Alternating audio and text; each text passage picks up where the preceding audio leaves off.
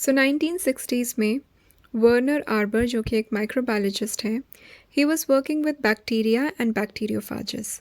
Now you know what are bacteriophages. Bacteriophage viruses हैं that can infect bacteria.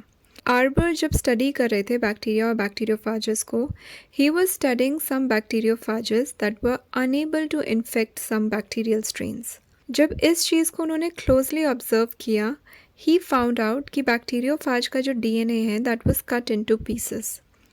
यहाँ से he was able to discover an enzyme that can cut DNA. इस enzyme का नाम रखा गया रिस्ट्रिक्शन एंजाइम. रिस्ट्रिक्शन इसलिए because it restricts the bacteriophage from infecting.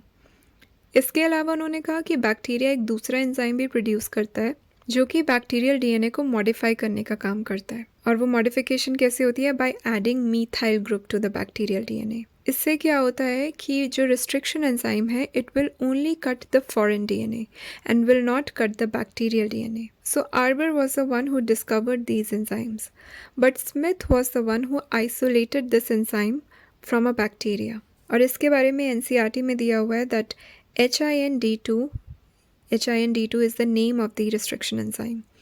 This enzyme is the first site-specific enzyme that has been isolated from the bacteria. And then later on, Nathans ने इस enzyme का use करके एक virus का genetic map create किया था. सो arbor ने इसको डिस्कवर किया, स्मिथ ने इस एंजाइम को आइसोलेट किया, एंड देन नेथन्स ने ये दिखाया that how this enzyme can be use to create a genetic map. And then इसके बाद बहुत सारे रिसर्चर्स बहुत रूटीनली इस एंजाइम को अपनी लैब्स में यूज़ करने लगे to create a genetic map of viruses और bacteria. So restriction enzymes naturally bacteria के अंदर प्रेजेंट होते हैं. बैक्टीरिया इन एंजाइम्स को बनाता है ताकि वो अपने आप को बैक्टीरियोफाजेस से डिफेंड कर सके. बाहर से कोई फॉरेन डीएनए अगर बैक्टीरिया के अंदर आता है, this enzyme can cut that DNA. But हम क्या करते हैं, इस एंजाइम को आइसोलेट करके यूज़ करते हैं टू क्रिएट जेनेटिक मैप्स और टू डू न्यूक्लियोटाइड सीक्वेंसिंग और to combine different genes together.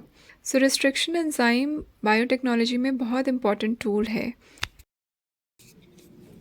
So what are restriction एंडोन्यूक्लियेसेस?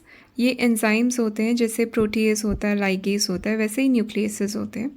दो तरह के न्यूक्लियसेस होते हैं, एक्सो एंड एंडो. एक्सो कट्स लगाते हैं at the end of the DNA, while endo cuts within the DNA after it recognizes a specific base sequence. जैसे EcoR1 ये जो एंजाइम है इसका पर्टिकुलर बेस सीक्वेंस है GAATTC from 5' to 3'. So this enzyme will only act on this particular sequence of bases. EcoR1 पहले पूरा inspect करता है डीएनए को, उसकी एंटायर लेंथ के अलॉन्ग मूव करता है. It inspects the DNA and जब वो फाइंड करता है ये particular base sequence, it then binds to it and then cuts it. So for this particular enzyme, we have this recognition sequence.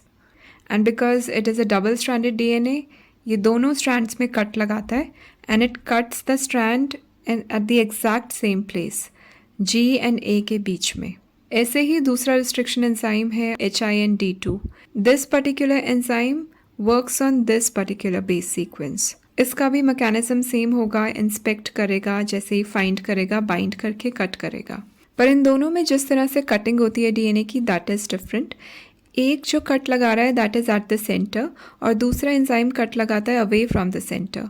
सो इसमें दो डिफरेंट तरह के एंड्स क्रिएट हो जाते हैं, एक स्टिकी एंड और एक blunt end. So restriction enzyme जब कट लगाता है it can create two different types of ends. और कहाँ पे कट लगाया जाता है? At the sugar phosphate bond.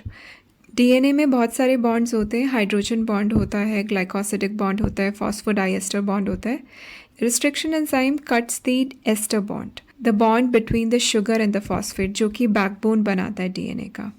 Restriction enzymes present होते हैं बैक्टीरिया के अंदर, आकी बैक्टीरिया, यू बैक्टीरिया के अंदर, और वहाँ से फिर इनको आइसोलेट करा जाता है. सो डिफरेंट बैक्टीरियल स्ट्रेन से डिफरेंट तरह के रिस्ट्रिक्शन एंजाइम्स निकलते हैं जिनका अपना एक पर्टिकुलर रिकॉग्निशन सीक्वेंस होता है. सो अभी तक जो आइसोलेट करे गए हैं restriction enzymes, they are more than 900. और जिस भी बैक्टीरिया से उसे आइसोलेट करा जाता है उस पर उसका नाम रखा जाता है. जैसे EcoR1 आइसोलेट करा गया है from E. coli from the RY13 strain of E. coli and is the first enzyme that has been isolated from this particular bacteria. Because एक bacteria के अंदर एक से ज़्यादा restriction enzymes हो सकते हैं.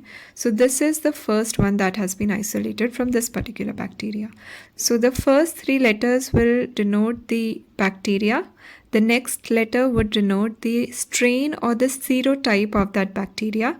And then last Roman numeral will denote the sequence in which that enzyme has been isolated. ऐसे ही HIN-D2 is isolated from Haemophilus influenzae, from the RD strain of Haemophilus influenzae, and the second enzyme that has been isolated from this particular bacteria.